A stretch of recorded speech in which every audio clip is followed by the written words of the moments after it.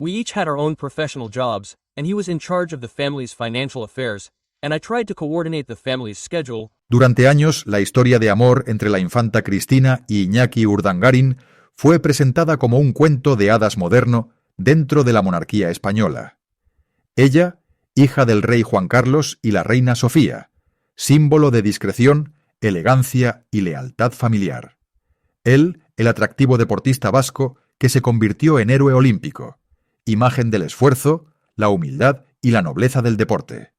Juntos representaban el sueño de una España moderna, unida por el amor y la esperanza de una nueva generación real. Pero bajo esa imagen perfecta, algo comenzó a romperse. Los flashes de las cámaras que antes captaban sonrisas empezaron a captar silencios. Los gestos se enfriaron, las miradas se desviaron. Y poco a poco, aquel matrimonio que un día emocionó al país entero se transformó en el epicentro de uno de los escándalos más devastadores en la historia reciente de la Casa Real, el caso Noos. Todo comenzó con pequeñas sospechas, con nombres y cifras que aparecían en informes judiciales, con titulares que pasaron del glamour al juicio, de las portadas de Sociedad a los tribunales de Palma de Mallorca. Nadie podía creerlo. El yerno del rey, el hombre que había representado a España en los Juegos Olímpicos, acusado de corrupción, de desviar fondos públicos, de engañar al Estado. Y en medio de todo, ella, la infanta Cristina, luchando entre el amor y la lealtad, entre la familia y la reputación, entre la verdad y la traición. Una mujer que pasó de ser la hija ejemplar del rey a convertirse en símbolo del derrumbe moral de una institución que parecía intocable. Esta es la historia de cómo un amor real se transformó en un terremoto mediático, de cómo un matrimonio que empezó con aplausos terminó entre lágrimas y reproches. Una historia de poder, de silencio y de una caída que nadie vio venir. Porque detrás de cada escándalo hay algo más que titulares. Hay corazones rotos, decisiones imposibles y un amor que quizás nunca fue tan fuerte como parecía. Antes de convertirse en protagonista de uno de los capítulos más oscuros de la monarquía española, la infanta Cristina de Borbón creció en el corazón mismo del poder y la historia. Nació en 1965, en pleno franquismo, en una España que aún no había imaginado la democracia. Hija del entonces príncipe Juan Carlos y de la reina Sofía, su infancia estuvo marcada por el protocolo, los internados y la educación severa que caracterizaba a la Casa Real. Desde pequeña, Cristina destacó por su inteligencia y su sentido del deber.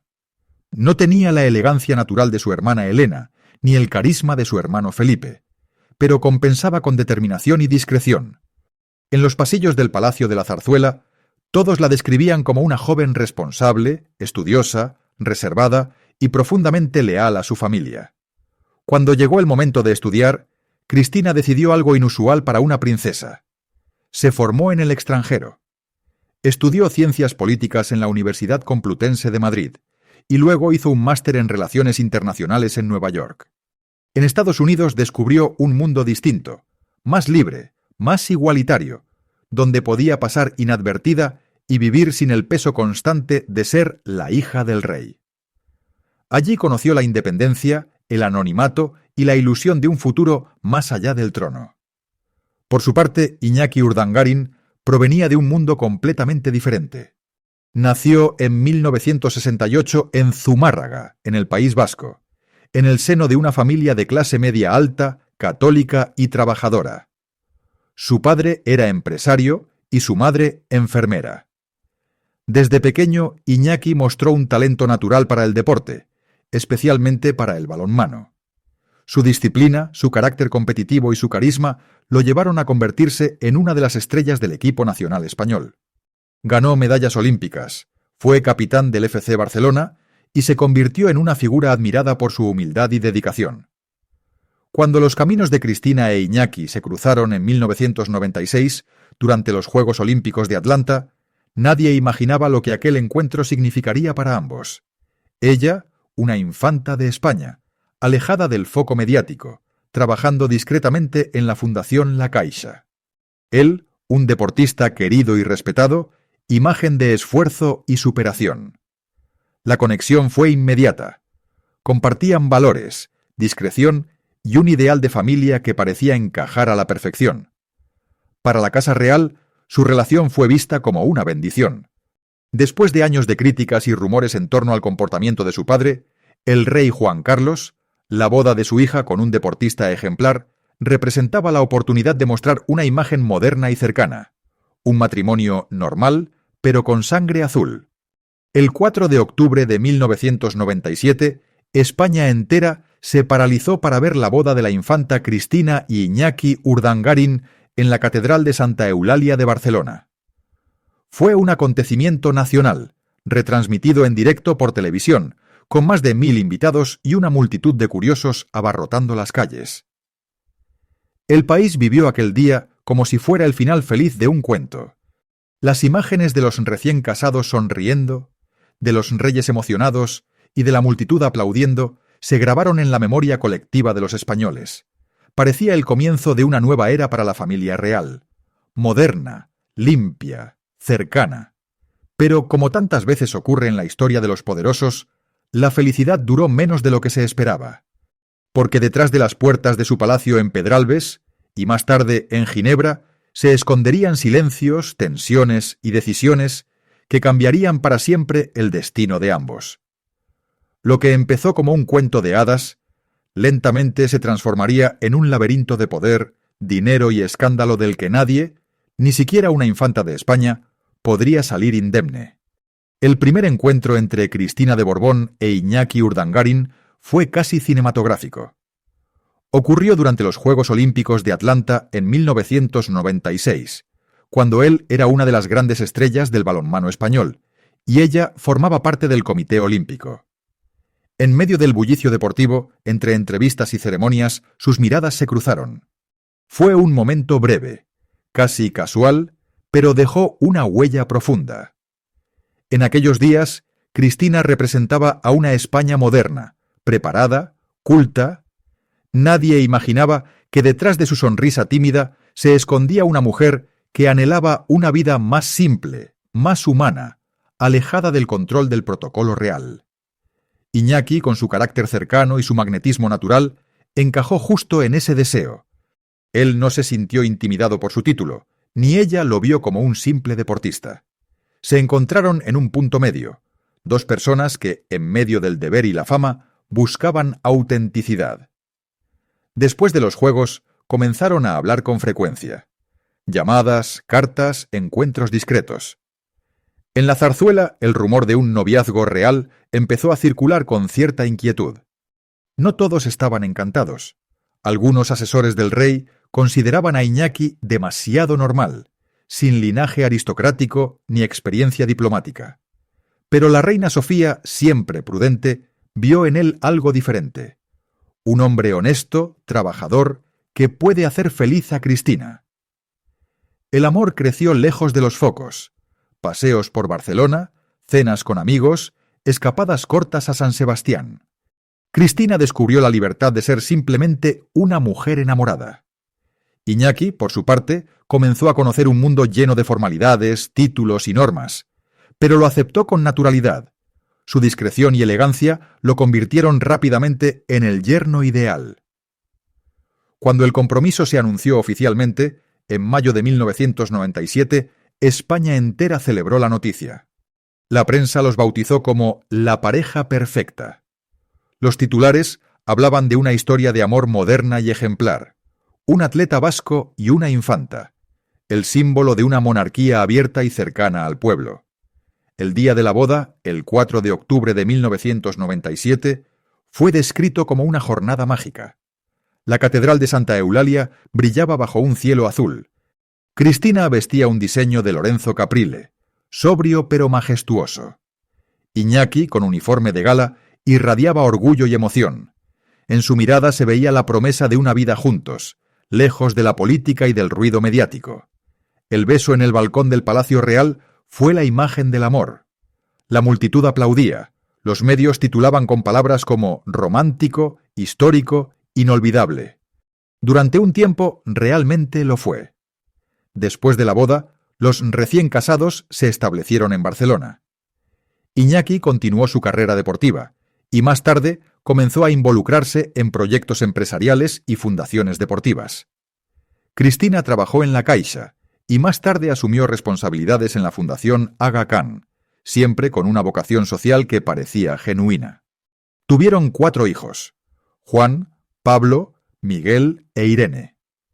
Su familia era fotografiada como ejemplo de estabilidad, modernidad y sencillez, pero esa calma no era perfecta. Quienes los conocieron de cerca hablaban de un matrimonio en el que Cristina, aunque enamorada, vivía bajo la sombra de una institución que no le permitía respirar del todo. Su vida estaba controlada, sus gestos medidos. Iñaki, en cambio, acostumbrado a la independencia del deporte, comenzó a sentirse limitado, atrapado en un entorno donde cada paso era analizado. La distancia entre ambos creció con el tiempo. Cristina, centrada en su trabajo y sus hijos, confiaba ciegamente en su marido. Iñaki, buscando nuevos horizontes, empezó a moverse en círculos empresariales donde el dinero y la ambición se mezclaban con el poder, y fue allí donde el amor real empezó a convivir con algo mucho más peligroso: la tentación del prestigio, la oportunidad de tenerlo todo. Lo que comenzó como un matrimonio ideal se transformó poco a poco en una maquinaria de apariencias. En los actos oficiales seguían sonriendo. En casa, las conversaciones eran cada vez más frías. La presión, las expectativas y el cansancio del papel que ambos debían representar los alejaron sin que nadie lo notara. Aún así, Cristina seguía creyendo en su historia. Defendía a Iñaki ante cualquier crítica. Confiaba en sus proyectos y en su juicio. Lo que no sabía era que, detrás de esa fachada impecable, su marido estaba a punto de abrir una puerta que pondría en riesgo no solo su reputación, sino también el futuro de toda la familia real. A comienzos de los años 2000, la vida de los duques de Palma parecía impecable. Vivían en una elegante residencia en Barcelona. Tenían 4 hijos encantadores y representaban la imagen moderna de una monarquía joven y trabajadora. Iñaki era respetado como empresario deportivo, y Cristina, como miembro activo de la familia real, participaba en actos solidarios, conferencias y actividades culturales. A simple vista, todo era armonía. Pero, como suele suceder en las grandes historias, el brillo exterior ocultaba grietas profundas. El carácter de Iñaki empezó a cambiar. El deportista humilde y discreto se convirtió poco a poco en un hombre seducido por el poder. Los contactos, las invitaciones exclusivas, los viajes internacionales, todo aquello que antes le resultaba ajeno empezó a formar parte de su vida cotidiana. Junto con su socio Diego Torres, fundó el Instituto NOOS, una organización sin ánimo de lucro que, en teoría, promovía el deporte y el turismo. En la práctica, se transformó en una plataforma para mover millones de euros de fondos públicos. Cristina confiaba ciegamente en su marido. En las reuniones familiares lo defendía con pasión. Cuando algunos asesores reales advirtieron de la falta de transparencia en los contratos de NOOS, ella se negó a creerlo. Iñaki nunca haría algo así, repetía. Para ella, su esposo era un hombre honesto, un padre ejemplar, alguien incapaz de traicionar los valores que habían construido juntos. Pero la distancia emocional entre ambos era cada vez más visible. Cristina pasaba más tiempo en sus compromisos internacionales, mientras Iñaki viajaba con frecuencia por negocios.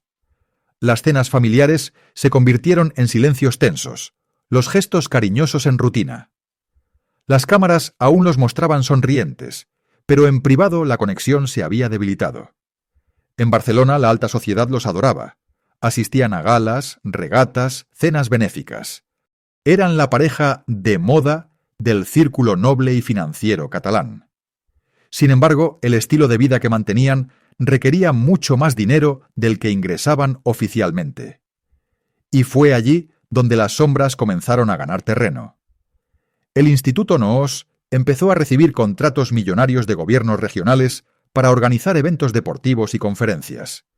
Los informes eran superficiales, los gastos excesivos. Pero nadie se atrevía a cuestionarlo. Después de todo, el presidente de NOOS era el yerno del rey de España.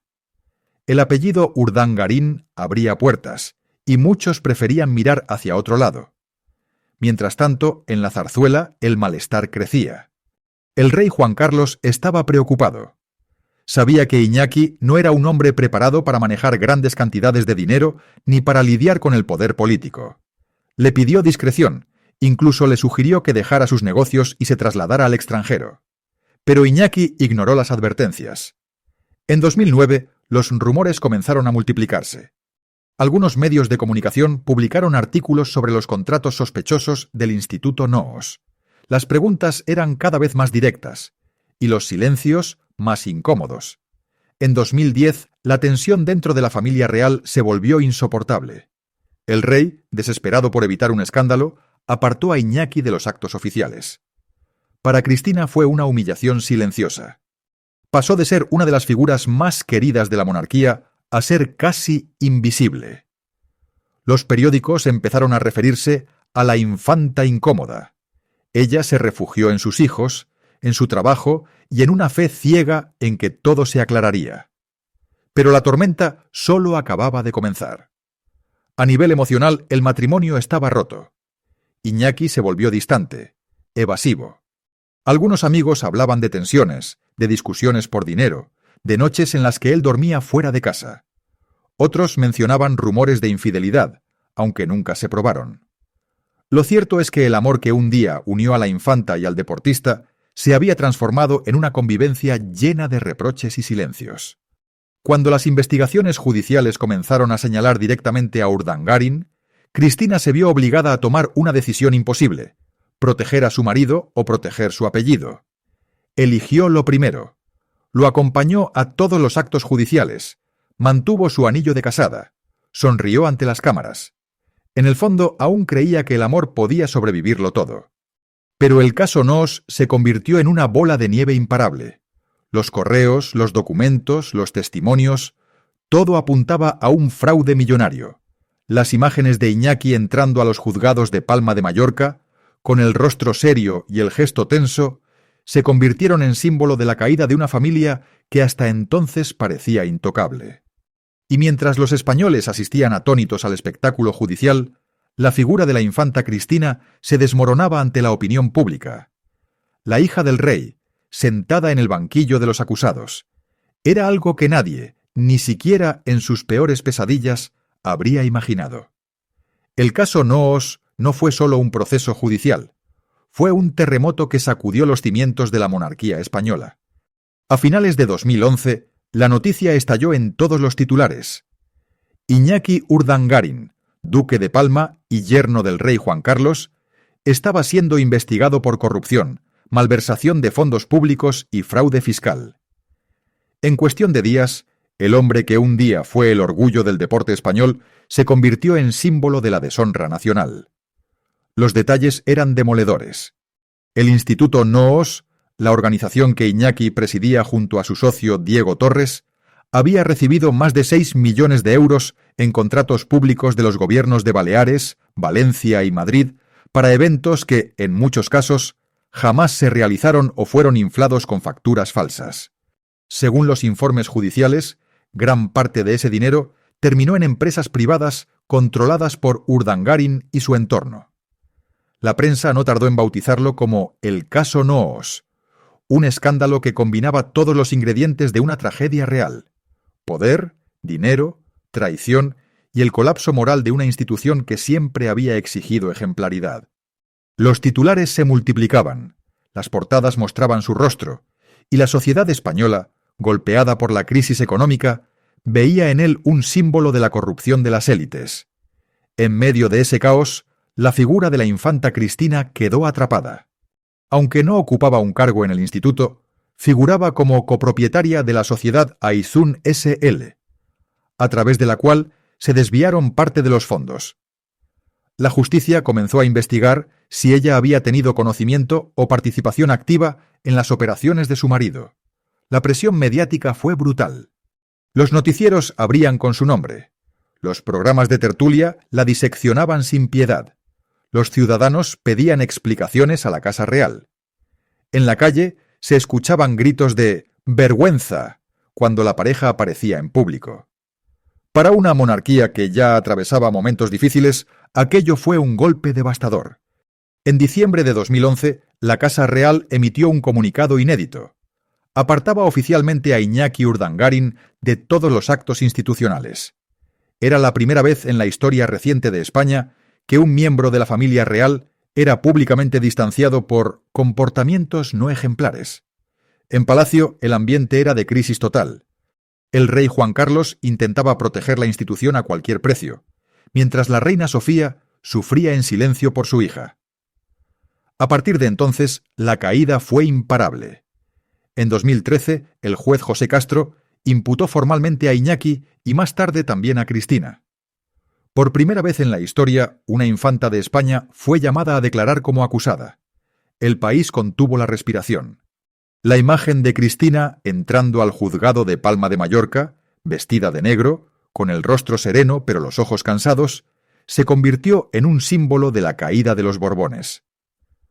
Durante el proceso judicial, los abogados de la infanta intentaron demostrar que ella no tenía conocimiento de las irregularidades financieras de su marido. Su defensa fue simple y poderosa. Confiaba plenamente en mi esposo. Y aunque muchos dudaron de esa inocencia, otros vieron en ella a una mujer atrapada entre el amor y la lealtad, víctima de una tormenta que no supo evitar. Iñaki, en cambio, se mostró desafiante. Intentó minimizar los hechos, se presentó como un empresario ingenuo, mal asesorado. Pero los correos electrónicos, las facturas y los testimonios de sus colaboradores lo hundieron cada vez más. Su tono cambió con el tiempo. Del orgullo pasó a la resignación. En 2016, el juicio se convirtió en un espectáculo mediático. Más de 600 horas de testimonios, cientos de páginas de documentos, decenas de comparecencias. España entera seguía cada detalle como si fuera una serie de televisión. En los bares, en las oficinas, en los hogares, todos hablaban de lo mismo. La infanta, el yerno del rey, el escándalo. En 2017 llegó la sentencia. Iñaki Urdangarin fue condenado a 6 años y 3 meses de prisión por malversación, prevaricación, fraude y blanqueo de capitales. La infanta Cristina fue absuelta, pero tuvo que pagar una multa de casi 300.000 euros por responsabilidad civil. Aunque legalmente quedó libre, moralmente su reputación había quedado destruida. La noticia de la condena cayó como una bomba. En Ginebra, donde vivía con sus hijos, Cristina se encerró en el silencio. En España, la imagen de Iñaki entrando en la cárcel de Brieva se convirtió en símbolo del fin de una era. La hija del rey con un marido preso. La monarquía más cuestionada que nunca. Y sin embargo, incluso en esos momentos, Cristina se mantuvo firme. No pidió el divorcio. Lo visitaba discretamente en prisión, enviaba cartas, cuidaba del vínculo familiar. Para muchos fue un gesto de amor inquebrantable, para otros una muestra de negación y dependencia emocional. El escándalo NOOS no solo cambió la vida de Cristina e Iñaki, sino que marcó un antes y un después en la historia de la monarquía española. Fue el principio del fin de la era Juan Carlos, el detonante de una crisis institucional que desembocó años más tarde en su abdicación. Y para ellos, como pareja, significó el comienzo de un largo proceso de distancia, culpa y reconstrucción. Después de la sentencia de 2017, nada volvió a ser igual. El hombre que un día había sido el yerno perfecto, el héroe olímpico admirado por España, se convirtió en un preso condenado por corrupción. Y la mujer que había nacido para representar la dignidad de la monarquía, la infanta Cristina, se vio reducida al papel más doloroso de su vida, el de esposa de un hombre caído. Cuando Iñaki Urdangarin ingresó en la cárcel de Brieva, en Ávila, en junio de 2018, lo hizo en silencio, sin escolta, sin cámaras, sin aplausos, solo con un pequeño maletín y la mirada perdida de quien lo ha perdido todo. En el exterior, las imágenes de su entrada circularon por todos los noticieros, el rostro serio, la espalda recta, la sombra de un pasado brillante.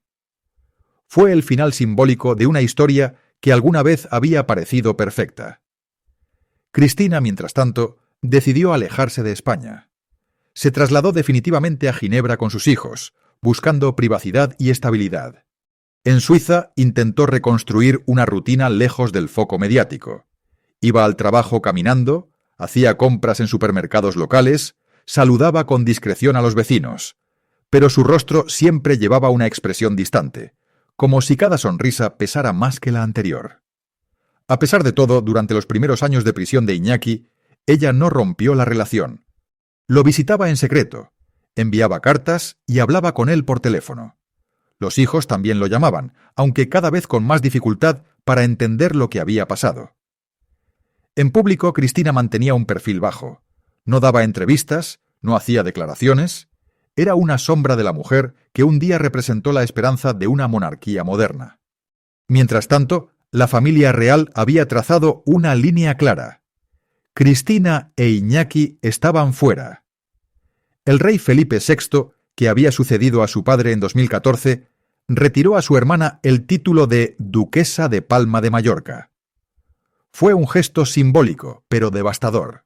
Cristina aceptó la decisión sin protestar. En una breve declaración, dijo: «Su Majestad el Rey me ha comunicado su decisión, que acepto con absoluta lealtad». Era la confirmación pública de su aislamiento. Los años siguientes fueron una mezcla de silencio y resignación. Iñaki fue trasladado a una prisión más cercana a Vitoria, y después, con el tiempo, se le concedieron permisos laborales. Durante esos años, Cristina lo apoyó en todo lo posible. Seguía creyendo que, pese a los errores, seguía siendo el padre de sus hijos, el hombre que amó. Pero el tiempo, implacable, empezó a hacer su trabajo. Las visitas se espaciarían, las conversaciones se volvieron más frías. Los hijos, ya adolescentes, intentaban mantener cierta normalidad entre Suiza y España. Y mientras Cristina seguía aferrada a la idea de familia, el corazón de Iñaki ya no estaba en el mismo lugar. En 2022, España se despertó con una noticia que nadie esperaba, o quizás todos intuían. Los medios publicaron fotografías de Iñaki Urdangarín caminando de la mano con otra mujer, Ainhoa Armentia, una compañera de trabajo en un bufete de abogados en Vitoria. Las imágenes dieron la vuelta al país. El silencio de años se rompió en un solo día. En las fotos él parecía relajado, sonriendo, paseando junto al mar. Era la primera vez que se lo veía así desde su caída. Pero para Cristina, esas imágenes fueron un golpe brutal. No solo por la traición amorosa, sino porque representaban el final definitivo de todo lo que había intentado proteger durante años. Horas después, un breve comunicado emitido desde Ginebra confirmaba lo inevitable. De común acuerdo hemos decidido interrumpir nuestra relación matrimonial. El compromiso con nuestros hijos permanece intacto. Sin drama, sin lágrimas públicas, sin reproches. Solo la sobriedad de dos personas que habían vivido demasiado bajo el ojo del mundo. La separación fue recibida con una mezcla de alivio y tristeza por parte del público. Muchos españoles sintieron compasión por Cristina, una mujer que había perdido casi todo: su estatus, su país, su reputación y ahora también su matrimonio. Otros, sin embargo, la criticaron por haber cerrado los ojos durante tanto tiempo. Pero más allá del juicio público, lo que quedó fue el retrato de una mujer que eligió amar hasta el límite, y de un hombre que, quizás sin quererlo, arrastró consigo no solo a su familia, sino a toda una institución. Hoy Iñaki vive en el País Vasco, en libertad condicional, intentando rehacer su vida lejos del ruido. Cristina sigue en Ginebra, dedicada a su trabajo en la Fundación Aga Khan, centrada en sus hijos y en recuperar una cierta paz. Ya no comparte apellido compuesto, ni título ni privilegios. Solo la memoria de una historia que comenzó como un sueño y terminó como una lección de vida y de poder. El amor entre la infanta Cristina e Iñaki Urdangarín comenzó como un cuento de hadas y terminó como una advertencia. Fue la historia de cómo dos mundos, la realeza y la vida común, se cruzaron con la esperanza de encontrar equilibrio, y de cómo el poder, la ambición y el silencio destruyeron aquello que alguna vez fue sincero. Hoy, cuando el polvo del escándalo se ha asentado, lo que queda no es solo el recuerdo del juicio o de las portadas, sino la imagen de dos seres humanos enfrentados a sus propias decisiones, Iñaki, el deportista convertido en símbolo de corrupción, intenta vivir con la culpa y el peso de haber traicionado la confianza no solo de su país, sino de su familia. Cristina, la infanta que desafió el protocolo por amor, carga con la herida de haber perdido la fe en quien más defendió. La monarquía española nunca volvió a ser la misma. El caso Noos marcó el principio de una nueva era, más transparente, más controlada, más consciente de que el privilegio sin responsabilidad puede destruir incluso lo más sagrado. Felipe VI, el hermano de Cristina, tuvo que reconstruir una institución dañada, mientras su hermana quedaba fuera del relato oficial, como una página que se decide pasar sin volver a leer. Pero detrás de los símbolos y los titulares hay una verdad más íntima, la del amor que no supo sobrevivir al poder. Cristina e Iñaki representaron durante años la esperanza de que una princesa podía ser feliz con un hombre sencillo, de que la realeza podía convivir con la normalidad, y quizás en algún momento lo fueron. Pero la realidad, con su peso de responsabilidades, secretos y tentaciones, terminó por romper la magia. Hoy, más de 2 décadas después de aquella boda que hizo soñar a España, los protagonistas viven caminos separados. Él, en el norte, intentando ser un hombre anónimo. Ella, en Ginebra, trabajando con la misma discreción que la caracterizó desde niña. No hay odio público ni reconciliación posible, solo la aceptación de que el amor, incluso el real, puede tener fecha de caducidad. Su historia es recordada no solo por lo que destruyó, sino por lo que reveló, que ni las coronas ni las medallas protegen del error humano, que la lealtad puede ser virtud y condena al mismo tiempo, y que a veces amar demasiado también puede ser una forma de perderse. Así termina la historia de la infanta Cristina y de Iñaki Urdangarín, una lección sobre el precio del silencio, la fragilidad del poder y la inevitable verdad de que, incluso entre los reyes, el amor no siempre vence.